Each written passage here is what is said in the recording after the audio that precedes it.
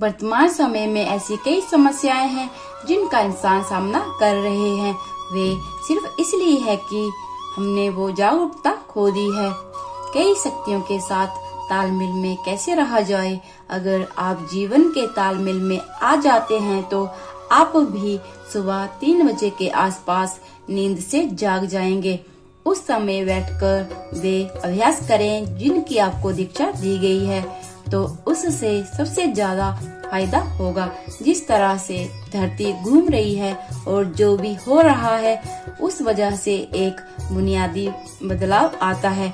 सुबह के 3:20 से सुबह के 3:40 के बीच तक इसे ब्रह्म मुहूर्त कहते हैं।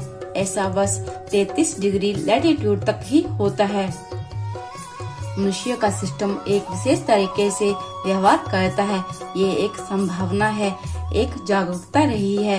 इस संभावना का इस्तेमाल करने की आपका जीवन उन चीजों का परिणाम है जिन्हें हम ब्रह्मांड कहते हैं या जिन्हें हम अस्तित्व कहते हैं।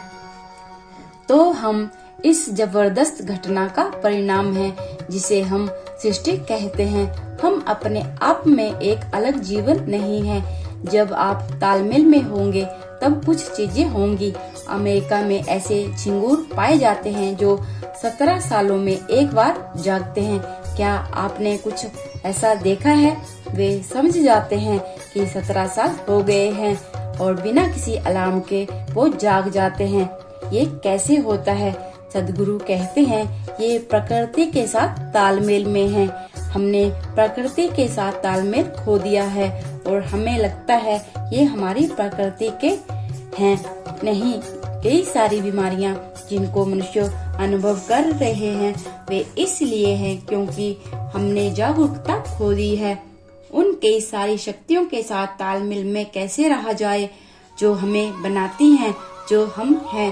तो योग वो तालमेल लाने के लिए है ताकि आप जीवन के साथ लय में हो।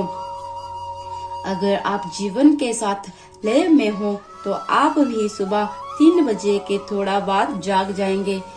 आगे आप जागरूक हैं तो अचानक आपके अंदर जीवंतता की एक किरण जगेगी और अगर आप गहरी नींद में भी हो तो आप जाग जाएंगे।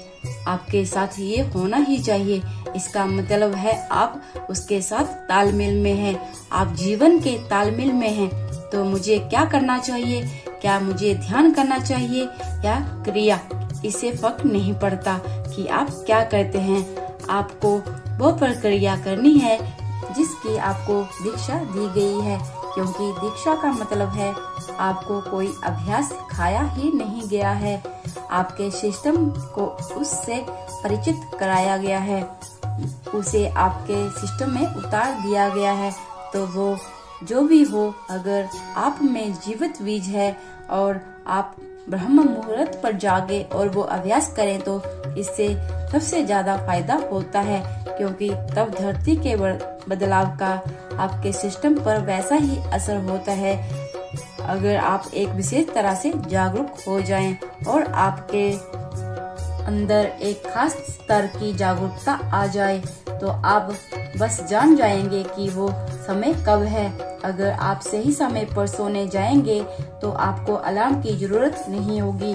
आप हमेशा जान जाएंगे कि 3:40 हैं, क्योंकि फिर शरीर एक अलग तरह का बर्ताव करता है।